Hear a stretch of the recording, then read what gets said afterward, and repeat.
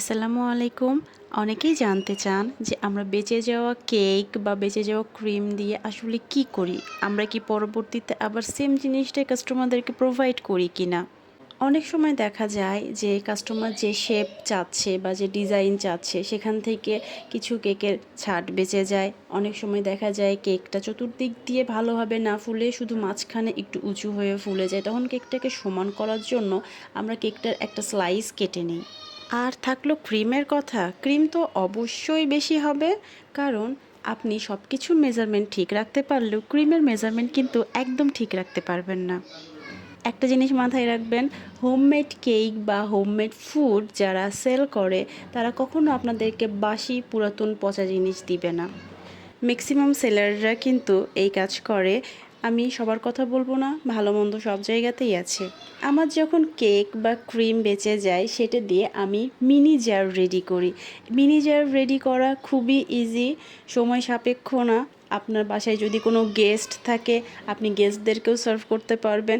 আমার বাসায় মূলত এই মিনি জারগুলো ইউজ হয় আমাদের নিজেদের খাওয়ার জন্য বা আমাদের আশেপাশে দেওয়ার জন্য। আমি এটা মেইনলি ইউজ করে থাকি। অনেক সময় আমরা যারা নতুন বিজনেস স্টার্ট করি, আমাদের আশেপাশে সবাই কিভাবে জানবে যে আমরা আসলে একটা বিজনেস করছি, আমরা কেকের বিজনেস করছি। এখন একটা মানুষকে, আপনার নেইবারকে জানানোর জন্য আপনি তাকে একদম 1 পাউন্ডের কেক দিতে পারবেন না, কারণ আপনার বিজনেসটা মাত্র শুরু হলো। এখন আপনার কেকের টেস্ট বোঝানোর জন্য আপনি কি করতে পারেন? সেই বিষয়ের খুবই কিউট একটা সমাধান হচ্ছে এই মিনি জার কেকগুলো। সাপোজ আপনার বাসায় বা আপনার নেইবার 4 জন, আপনি সুন্দর মতো 4টা মিনি জার কেক রেডি করে তাদের বাসায় দিয়ে আসলেন। তারা কেকটা খেয়ে অন্তত এতটুক বুঝতে পারবে যে না, আপনার কেকটা আসলেই মজা। তখন তারা একটু কিউরিয়াস হবে যে আচ্ছা, কেকটা কি বাসায় বানানো, বা আপনার কাছ থেকে জানতে চাবে। তখন আপনি নির্দ্বিধায় বলতে পারবেন যে হ্যাঁ, আমি আসলে কেক বাসায় বানাই। আপনাদের যদি কোনো অর্ডার থাকে বা আপনারা যদি নিতে চান কাইন্ডলি আমাকে জানাবেন।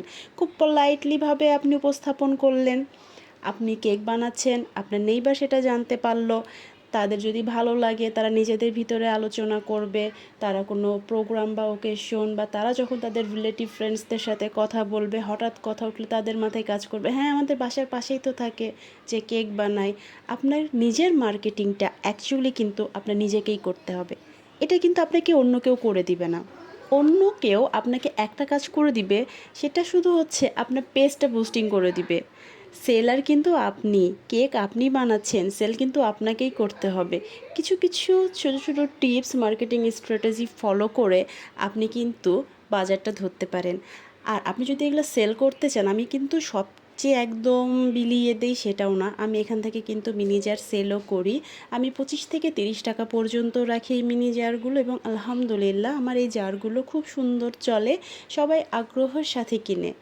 আমি সর্বোচ্চ এই জিনিসগুলো স্টোর করি 1 থেকে 2 দিন। 2 দিনের ভিতরে আমি এটা সম্পূর্ণ ফিনিশ করে ফেলি, হয় বিক্রি করে না হলে নিজেরা খেয়ে ফেলে। এর চেয়ে বেশি দিন আমি স্টোর করি না। হোমমেড কেক অবশ্যই এর চেয়ে বেশি দিন স্টোর করা যায়, বাট পার্সোনালি এটা আমি পছন্দ করি না। এই ছোটো ছোটো মিনি জার কেকগুলো বাচ্চারা নিজেরাই খেতে পারে, কোনো কিছু নোংরা হয় না। নর্মালি স্লাইস কেক খেতে গেলে দেখা যায় তারা সব কিছু মেসি করে ফেলে, বাট এই ক্ষেত্রে সেই সুযোগ থাকে না। চেষ্টা করবেন বাসায় এভাবে বাচ্চাদের মিনি জার কেক বানিয়ে দেওয়ার জন্য। ধন্যবাদ।